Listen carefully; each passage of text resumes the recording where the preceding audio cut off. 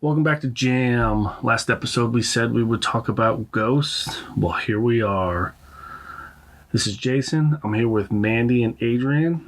And since the pandemic has happened, there has been an increase in reports of paranormal activity. Of course. Why wouldn't there be? Of course there has been.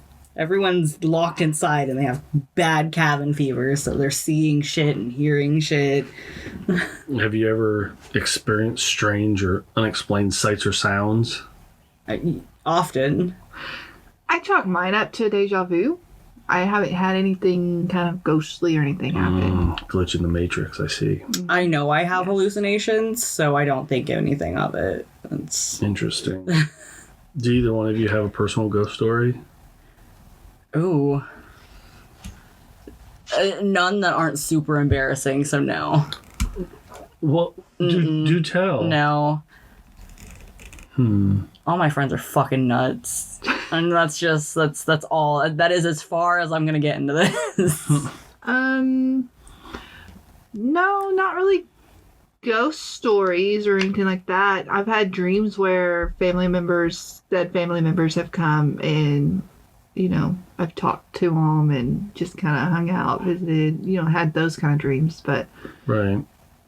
and, if I've misplaced my keys when I've just had them and set them down and I know I've set them somewhere and they're not there, then I'll be like, okay, that's my brother, because you would always, play tricks like that and stuff. But it's just something you can just say in your head or whatever. But Right. I've never had any kind of looked in the mirror and saw a ghost kind of thing. Nor have I. Have you ever had strange noises in the middle of the night wake you up or something like that? Either one of you? We live with 10 cats. No. I've had things wake me up from my dream. Yeah. Household items shifted around from where they once were. Something like that. I haven't had any of these. No, just the key, like the keys thing or something that I've had, and I sat down and then I turn around and it's not there. But Right. that's just you moved it and didn't remember it. I had one incident when I was a wee one. When I was about to go to a friend's house and there was an item that I needed to bring. And I remember it very clearly because of how it happened. So I look everywhere, and I remember explicitly getting down on all fours and looking under the furniture to make sure it's there, hand and everything, touching the ground. It's definitely not there. I get up, I continue to just look around the house, and then I eventually find it in the same spot that I had gotten down on the ground to look for. So that's one of the things that I will never be able to explain, but it was just so bizarre to me that I was like, what the actual fuck? Interesting.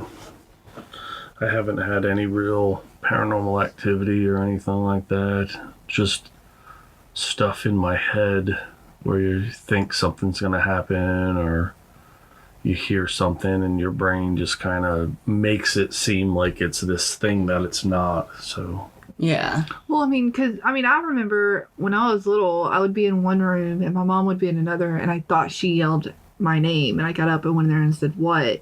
And she's like, "I didn't say anything." And that's just your Yeah. head playing tricks, your mind playing tricks, I guess. But they're just your mind's trying to make sense of something it doesn't understand, so it just fits in what it knows. right. So it'll hear a word from Garbly-Gook, or it'll do whatever from it. Well, it does the same thing as when you look at something, and when you look at something that is kind of chaotic, your mind tries to make a face to identify it. Right. Tries to make any sense of it. So Right, it'll try to yeah. piece together what it knows as cues and try to be like, that's a this and that's Yeah. that. Do either one of you believe in ghosts? I don't believe in ghosts. I do believe in residual energy.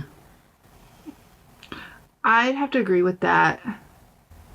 I think the things that we think are ghosts are more imprinted energies on the space around us. So, I mean, if you believe in any sorts of string theory, you believe in vibration, you believe you just about everything has a not necessarily physical as you can touch, but it does have a physical essence of sorts.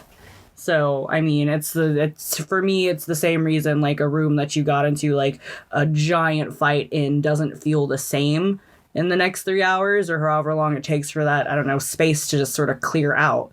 That's why places like Chernobyl or any of the nuke sites are going to feel uncomfortable. Like even places that they say are haunted, people going through there with the expectation of it being haunted and leaving all of their paranoia and their fear in that area itself will make the space feel like it should be haunted, even if you're only getting, you know, people's remnants of being super freaked out because they're Right, because you're fearful. leaving that energy there. Even if it's just like an adrenaline rush for you, you're leaving your energy, your scared energy, your whatever it is, you're Right. leaving that there in that space. And I think that's why we get cases where the places where people have been murdered or quote unquote haunted, and it's because something awful has happened there. So if you, I don't know, if you know, you're only going to make it worse because you're expecting something to be there. Mm-hmm. And if you don't know, there's probably, I mean, someone died there. Like there was some intense outlash of emotions in this one spot, but that also requires you to believe in if you think energies can transfer like that. I know a lot of people don't, so. Right. And it goes to, it doesn't even have to be a space that someone's died in or anything like that. It just could be, like you said, something terrible, like, could have happened there. Not really leading into a death, but like, you know, abuse or just someone having very strong feelings of neglect or anything like that in a certain spot. It leaves that imprint, that energy is left there in that space. I mean, if you've ever been in the house of someone with severe depression, you can kind of feel it in the air. So And I think more people are sensitive to that than others, yeah, more aware. And I think I would that's think where so. you also get people who say they're psychic. Fucking I don't really think mediums. they're psychic. I just think that they're just they're just really sensitive on picking up energies. Right. I mean, I think most people that would claim to be psychic, especially for profit, is just a really good guesser. They're really good at psychological mind games. Yeah. Do either one or anybody here know of a person that has a ghost story? Again, too many. I'm pretty sure they're just mostly crazy. I mean, we're really good at convincing ourselves that the things that we experience are real. And I mean, to be fair, it's real to them. I know some people who've gone out to a bridge that's haunted, and supposedly you go out on this bridge. I don't know if it's at a certain time. I don't know if it's a certain day, but you go to the bridge and you turn your car off and sit there, and all of a sudden your car starts shaking. And it's supposedly the girl that was murdered on that bridge. It's all kind of fucked. Yes, but at the same time, how drunk are they and how high are they? Right. And how just paranoid are they? I mean, are they going You're to... expecting that, and if it's a bridge that doesn't have any kind of wall, you know how you have those covered bridges? If it's something that's not covered, if it's just a straight bridge and it's high winds or something, your car They're gonna moves. shake. Yeah, or they idle their car and then their engine starts Yeah. doing that thing where you rumble. Oh no, Yeah. my car is Yeah, 'cause shaking. you make Yeah, I can something see that's that. normal that much more freaky. Yeah, or is it close enough to some railroad track Ah. where the Yeah. train's going by and it shakes the bridge or something? Have you had any kind of experience with ghosts or know anyone with a ghost No. story? No, I haven't. I've gone to haunted places, and everything that has happened has a realistic thing. Like it is my mind making sense of something. It's not truly words or anything like that, or something that was knocked over, some mouse that hit it or something. So nothing real paranormal behind any of it. There's a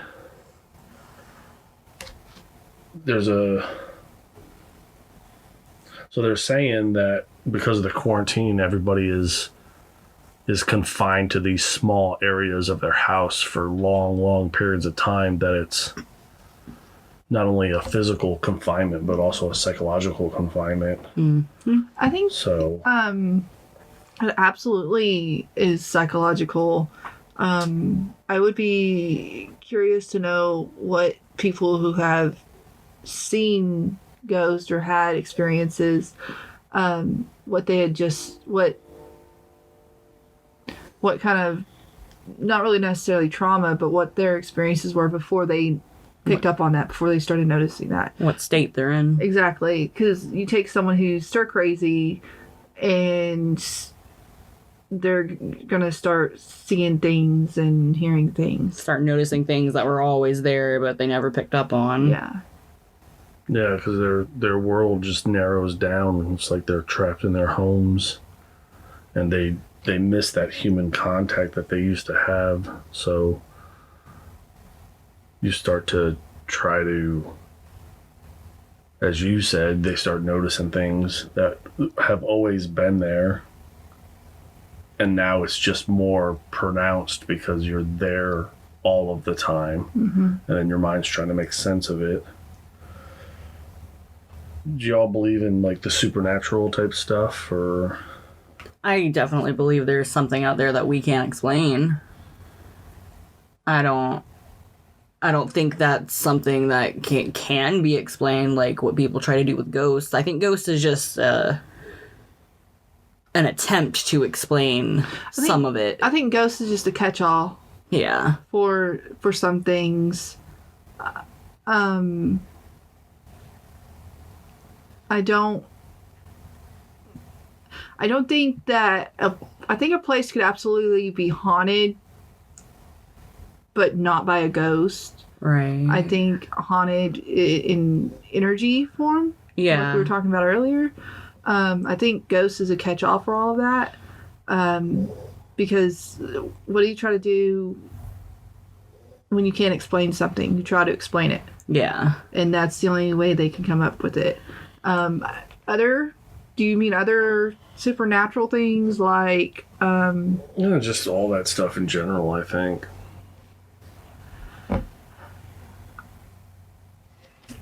I don't think a person could be possessed. Right.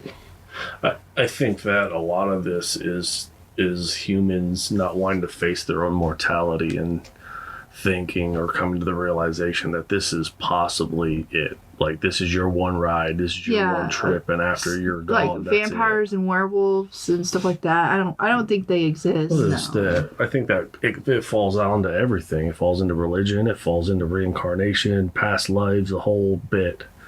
It's humans not wanting to face the facts that.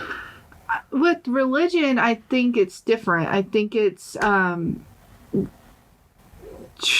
you're afraid of death, and you want to picture something nicer on the other side, so that it gives you hope. It gives you.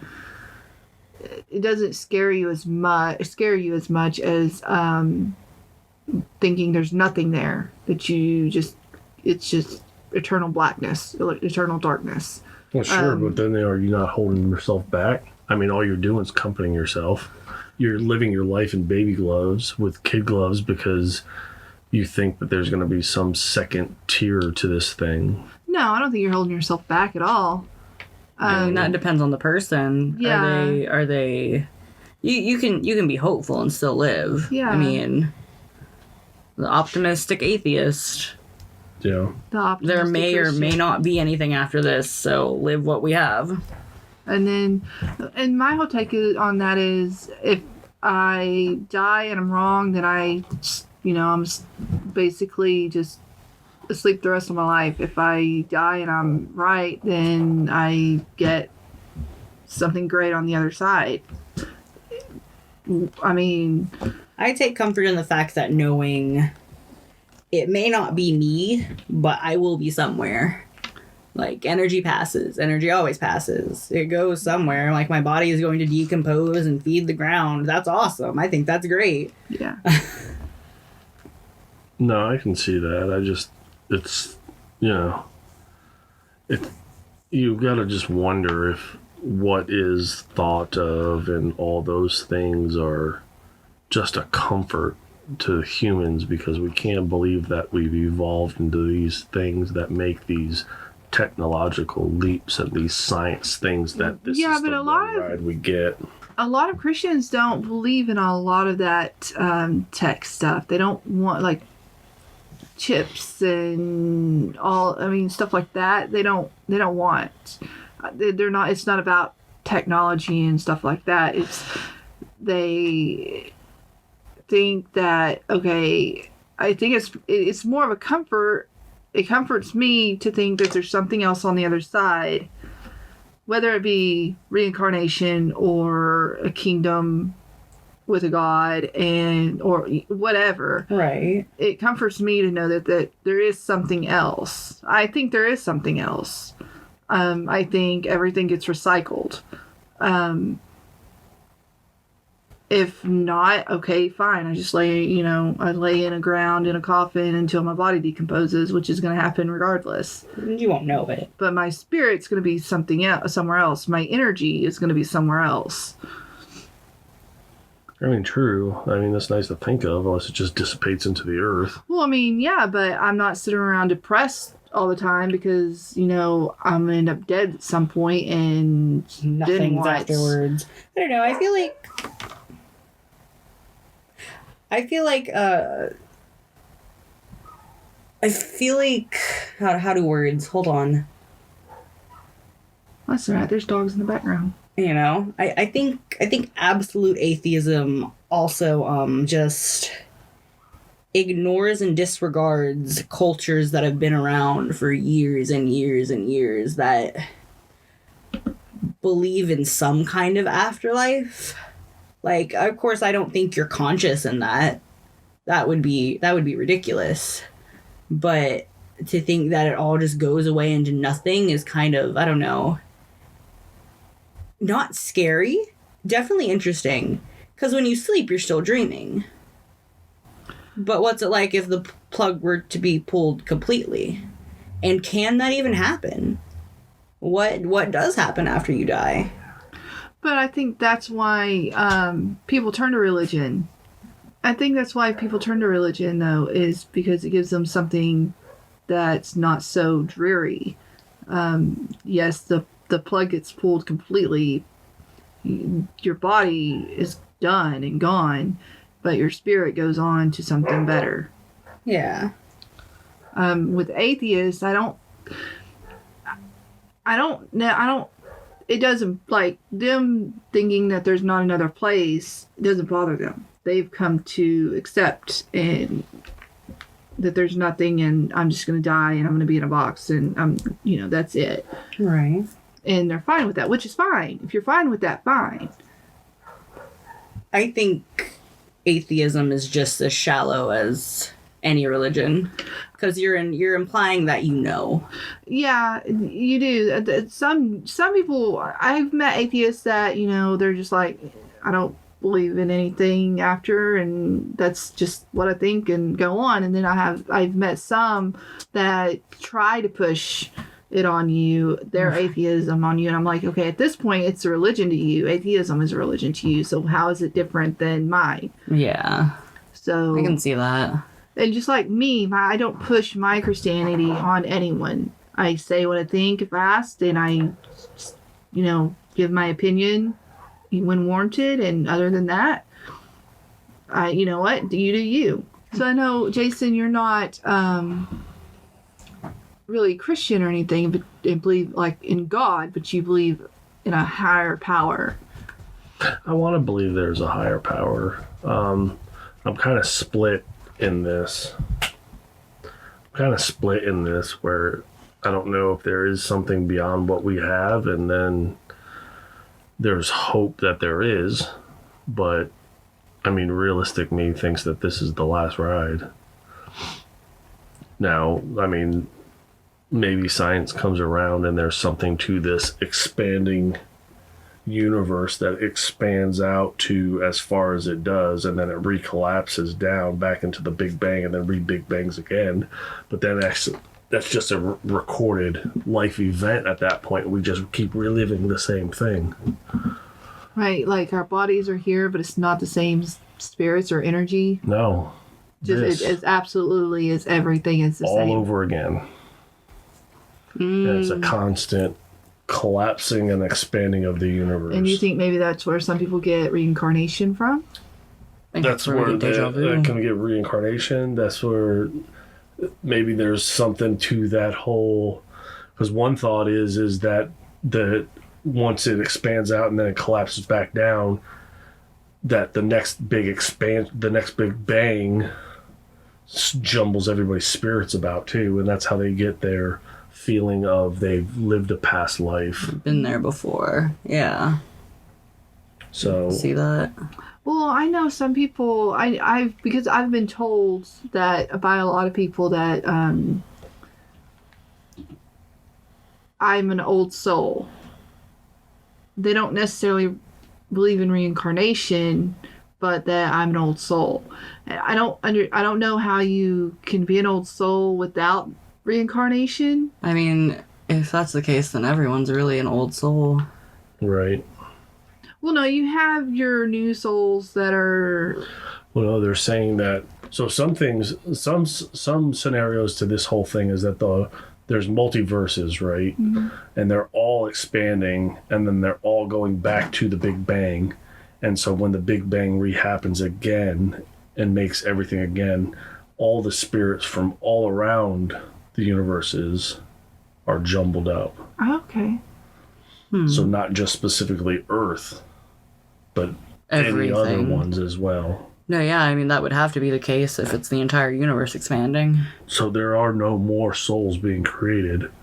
We're just, Rehashing. Rehashing. yeah, we're just jumbled about and jumped into different people's lives. Maybe old soul just refers to how rooted you are to this particular timeline. Maybe it's that when all the souls were getting jumbled up, you got put in the same timeline. I think you experience every single lens. There are infinite number of lenses, and you experience every single one of them, and that's just the thing that happens forever. Regardless of if it's when you sleep and wake up, if you die and you wake up, you won't know it, but... Well, and there's a theory that when you die and you see the white light, that's really you being reborn, and that's why you're crying. It's because you died, and then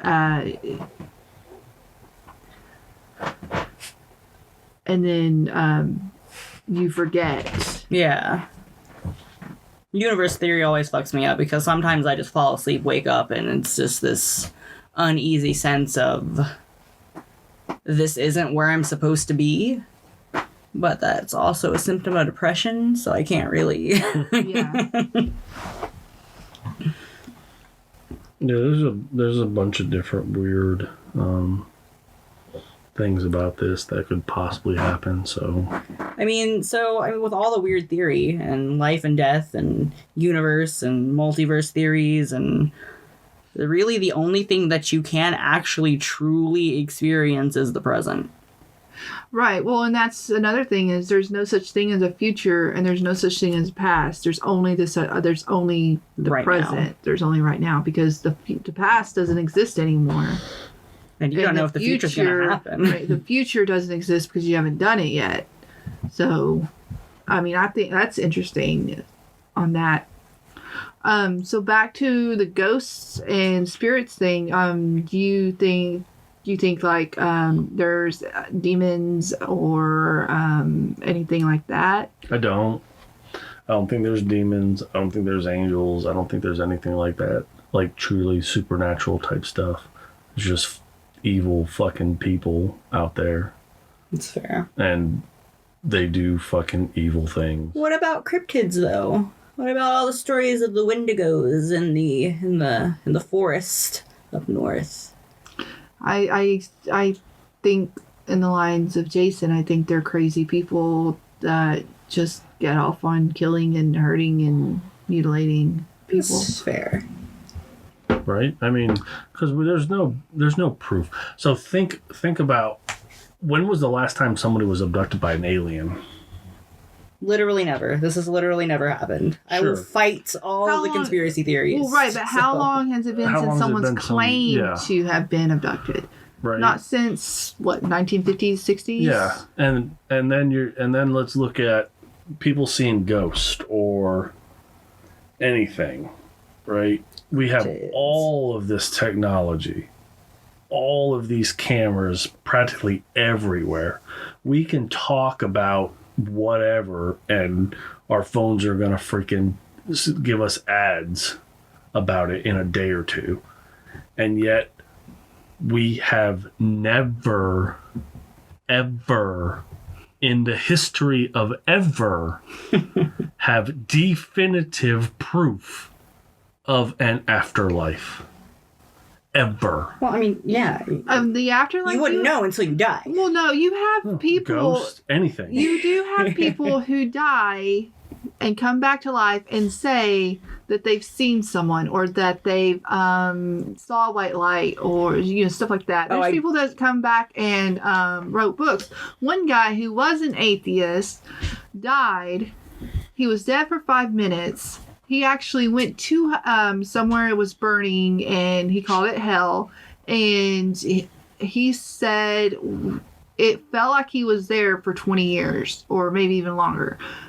But he was literally only dead for 5 minutes. He turned into he is a pastor now. So let me. Or a preacher. He's a man Again. of God now. Again, what was he, brain dead? Or did his heart stop?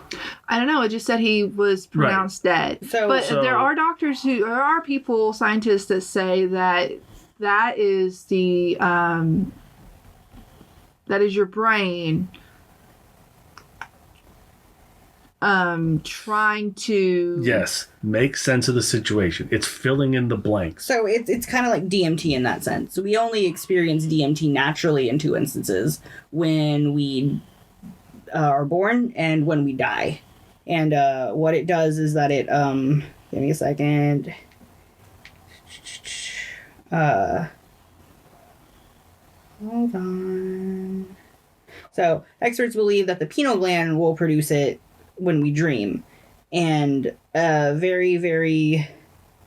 So DMT trip will last roughly like 15 to 30 minutes, but people will come out of the experience thinking it's been months, years, decades, because it's essentially, and absolutely correct me if I'm wrong, releasing all the synapses in your brain. And that's how you experience both life and death. It's essentially like your computer is booting or your computer is shutting down. Well, that's like my dream last night. I was killing zombies for months, but I slept for 6 hours. But in my dream, it was hella long time. Like, long time. Months at least. Now let's get really weird. Is the life that we're experiencing right now just a dream? And how would we Absolutely. A know? lot of people think so. There wouldn't be any way to know. Other than to wake up. Well, and some say this is the dream, and when we sleep, that's our reality. My reality is fucked. But which would make sense in experiencing all the other universes. Not universes, timelines. Well, sure, but I feel like that person that died for 5 minutes and said he went to a fiery damnation place for 20 years, this is his mind putting this in there because it has a blank space, and he is either one in the back of his subconscious fearful of death and read books or watched a movie or something that popped back up in his mind to fill that blank. That's my viewpoint. I'm not saying it's right, but that's like when I had my outer body experience. Did I really have an outer body experience? Or was my mind filling in the blank to make it make sense? We'll never know. I mean, No, you never know until you die. but that's why you can't really necessarily discredit it. So, I'm not trying to discredit. I'm just saying so far we have zero proof that there is anything past this. As many ghost sightings as we have nothing. Where is the picture? Where is the video? That's not been altered. No, sure. That's what I'm saying. I don't know. I also think that there are some things that we just can't science. There are. Like, I mean, psychology is a pseudoscience, really. We're guessing how the brain works. No, sure. Technically, we're guessing how all this works. Absolutely.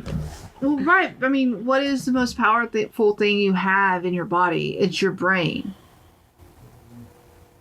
Right? I mean, you either you can wake up, look in the mirror, tell yourself you've got this every day, and you believe it, and you're good, and you go out and you conquer all your goals.